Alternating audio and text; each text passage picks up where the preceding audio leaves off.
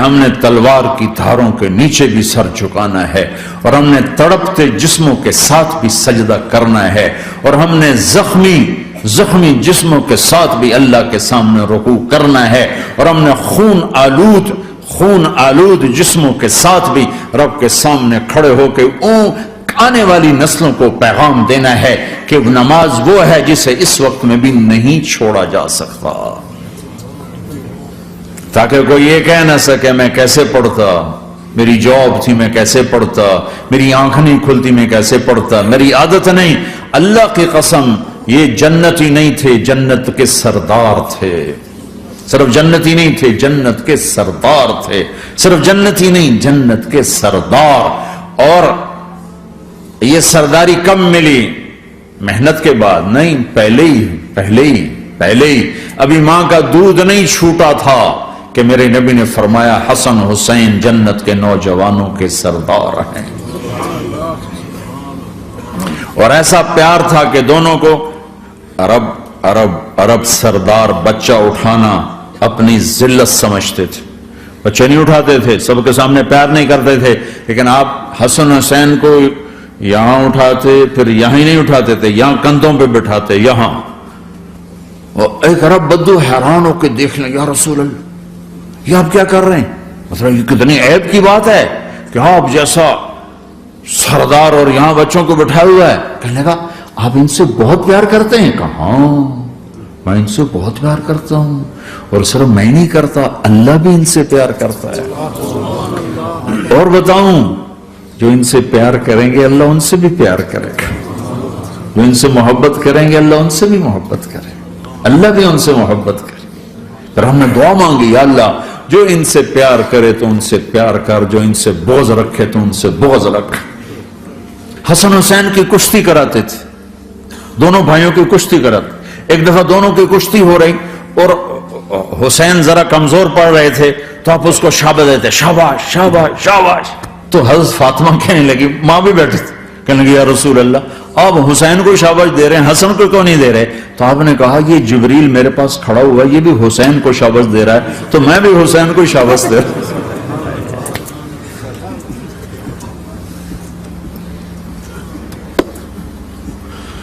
ایسی ہستیاں،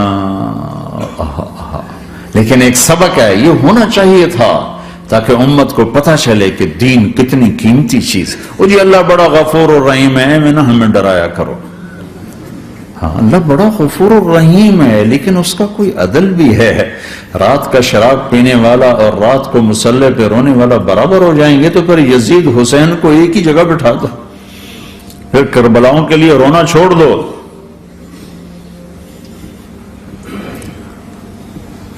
رات کو ناچنے والی رات کو رونے والی برابر ہو جائیں گے، سود کھانے والا حلال کھانے والا برابر ہو جائیں گے، شراب بیچنے والا اور مزدوری کرنے والا برابر ہو جائیں گے، جھوٹ بولنے والا سچ بولنے والا برابر ہو جائیں گے۔ افنجعل المسلمین کالمجرمین ما لکم کیف تحکمون ام لکم کتاب فیہ تدرسون۔ اس سے زیادہ واضح کیا بتاؤں کہ میرا رب کہتا ہے کون سی کتاب میں لکھا ہوا ہے کہ ماننے والا نہ ماننے والا برابر کر دوں گا؟ کون سی کتاب میں؟ اللہ کو یہ کہنا پڑ رہا ہے ام لکم کتاب فیہ تدرسون، کس کتاب میں یہ لکھا ہوا ہے؟ ام نجعل المتقین کالفجار، ایک بدماش اور ایک فرمانبردار کو برابر کر دوں؟ کہاں لکھا ہوا ہے؟ ایسی ہستیاں، جنگ سے پہلے اونگ آ گئی، آنکھ کھلی تو ہنسنے لگے۔ بہن نے پوچھا یہ تو ہنسنے کا موقع نہیں، کیوں ہنسے ہو؟ زینب کہا بہن اللہ کے نبی خواب میں آئے، فرما رہے ہیں بیٹا میں لینے آ چکا ہوں، تو اب نہ پڑھے نماز، اب کیا مسئلہ ہے؟ جنت کے لیے تو کرنا ہے سب، یہ جنت کے لیے تو کر رہے، اللہ کے لیے تو کر رہے کہ زر دادن و جان دادن نہ آئے از لذت دیدارش، خسرو چتواں گفتن سر دادن و جان دادن نہ دیدار خیارے۔ اس اللہ کے لیے تو سر کٹا رہے ہیں، تو وہ تو راضی ہو چکا ہے، نبی آ چکا ہے، آؤ بیٹا میں لینے آ چکا ہوں، تو اب نہ پڑھے نماز۔ نہیں، برمنگم والوں کو کون بتائے گا کہ نماز کیسی چیز ہے؟ ان کا جی وہ نہیں جنگ رو کرے گا، پھر چلو نماز پڑھو، نماز تو نہیں چھوڑی جا سکتی۔ آدھوں کو روک دیا تم جنگ کرو، آدھوں سے کہا تم نماز پڑھو، آدھوں نے نماز پڑھی، آدھوں نے جنگ کی، پھر جنہوں نے نماز پڑھی انہوں نے کہا تم آگے بڑھ جاؤ، ان سے کہا تم جا کے پیچھے اللہ کے بارگاہ میں سجدہ کرو۔ 1400 سال کی تاریخ میں ایسے نمازی میری نظروں سے نہیں گزرے، اور ایسی نماز نہیں پڑھی گئی۔ نبی کے زمانے کے بعد آپ نے بھی صلاۃ خوف ایک پڑھی تھی، وہ نبی تو نبی ہوتا ہے، اور کیا ان کا حال تھا، خون و خون، اپنے خون سے وضو کیے یا کربلا کی مٹی سے تیمم کیے؟ جب سجدوں میں سر رکھ کے سبحان ربی الاعلی کہا ہوگا تو دھرتی میں کیا ہلچل مچی ہوگی۔ نماز نہ چھوڑا، نماز نہ چھوڑ، نہ کوئی عورت نہ کوئی مرد، نماز نہ چھوٹے۔ اللہ کو اور کبیرہ گناہوں سے بچو، کبیرہ گناہوں سے، بڑے گناہوں سے بچو، بڑے گناہوں سے بچو۔ چھوٹے گناہ ہوتے رہتے ہیں اور اللہ بھی درگزر کرتا ہے، بڑے گناہوں سے بچو، وہ بھی ہو جائیں توبہ کر لو معاف، توبہ کر لو معاف۔ ماں باپ کی نافرمانی بڑا گناہ ہے۔ ایک صحابی کی بیگم نے کہا یا رسول اللہ میرے خاوند موت کی حالت میں کلمہ نہیں پڑھا جا رہا، علقمہ، آپ دوڑے ہوئے گئے، آپ نے کہا بیٹا کلمہ پڑھو، کہا جی نہیں پڑھا جا رہا، بول رہے ہیں، کہا جی پڑھا نہیں جا رہا، کہا کیوں؟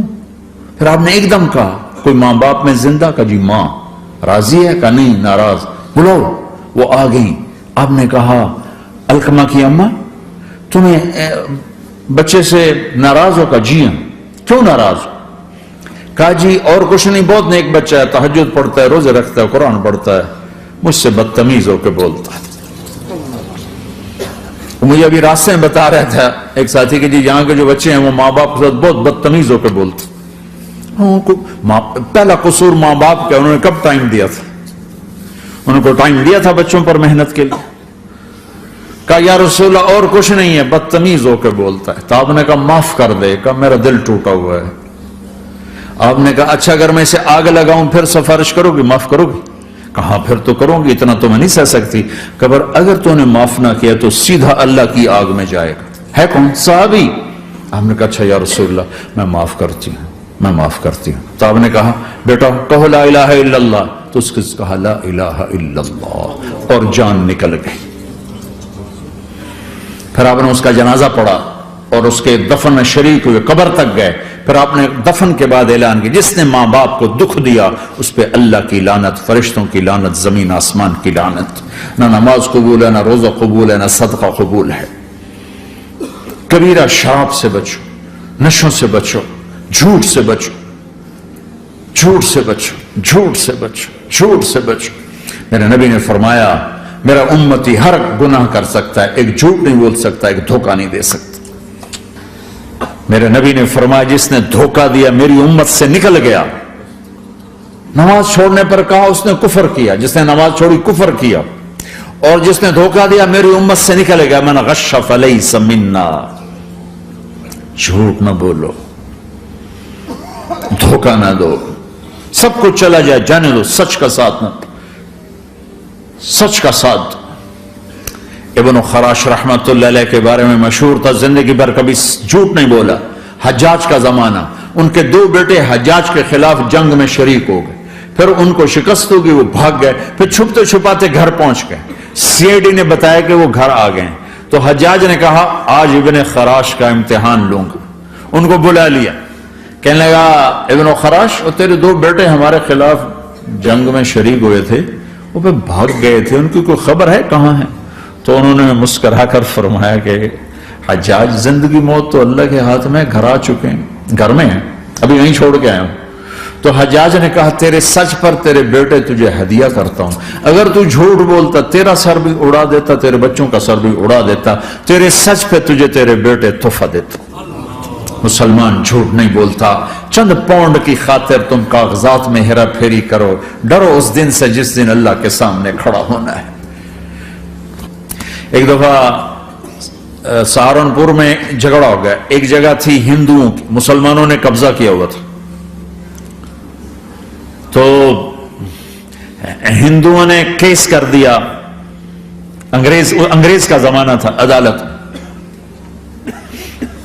وہ مسجد بنانا چاہتے تھے، ہندو مندر بنانا چاہتے تھے.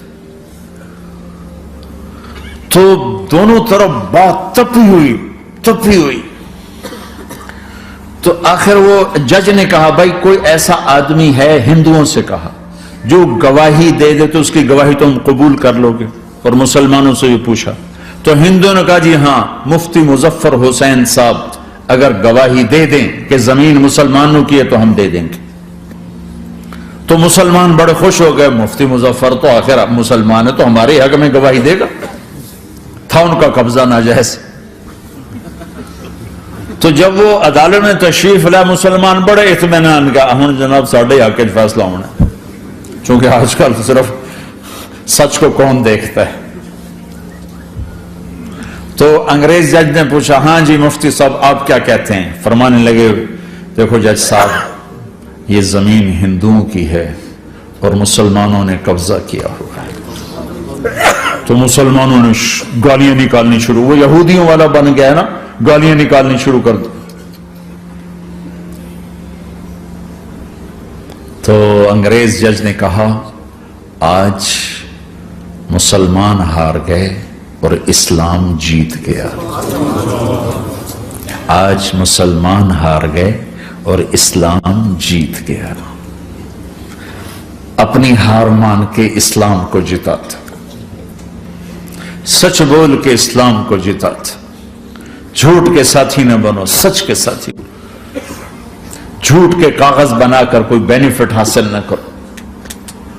میں نیوزی لینڈ گیا، میں حیران ہو گیا. ایک ہفتہ میں رہا، ڈپریشن کا شکار رہا کہ مجھے بتایا گیا کہ پورے نیوزی لینڈ میں ایک آدمی جھوٹ نہیں بولتا سوائے پاکستانیوں کے، بنگالیوں کے اور انڈین.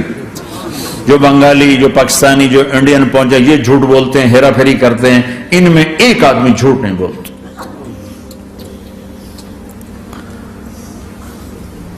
سچ تو ایک عالمی صفت ہے. جو اللہ کو نہیں مانتا وہ بھی کہتا سچ بہت اعلیٰ چیز. اور تمہیں تو تمہارا نبی کہہ رہا ہے الصدق ینجی والکذب یہلک، سچ نجات دیتا ہے، جھوٹ ہلاک کرتا ہے. کیا اپنے پیٹ سے کپڑا اٹھانا کہ حرم بیت اللہ کے اندر جیبیں کٹتی، بیت اللہ کے اندر جیبیں کٹتی. اور حاجی بیچارہ کتنی دفعہ فریادیں کرتے ہوئے نظر آئے کہ جیب کٹ گئی، جیب کٹ گئی. بیت اللہ کے اندر، مسجد نبوی کے اندر.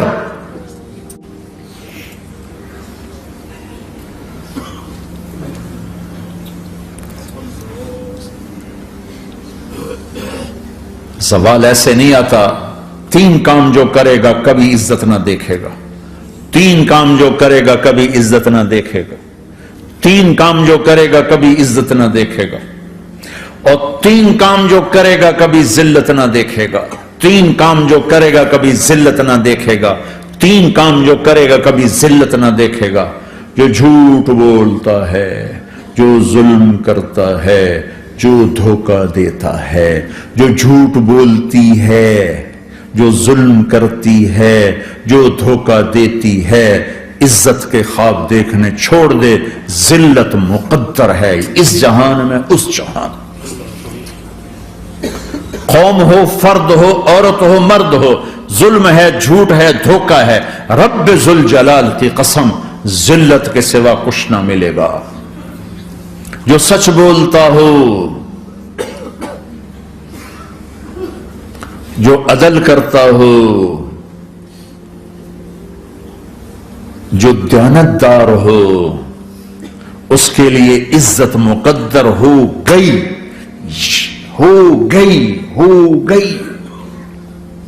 سچ ایک فرد میں ہے، عدل ایک فرد میں ہے، دیانت ایک فرد میں ہے یا ایک قوم میں ہے.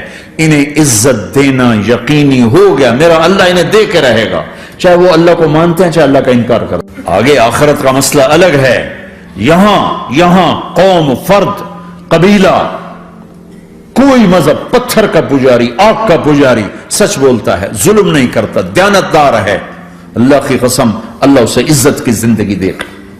رات کا تہجد گزار، دن کا روزے دار، کہیں ظلم کرتا ہے، کہیں جھوٹ بولتا ہے، کہیں دھوکہ دیتا ہے، ذلت اس کے ماتھے پہ لکھ دی جائے گی. اور موت کے بعد کی ذلت بھی ساتھ اٹھے گی.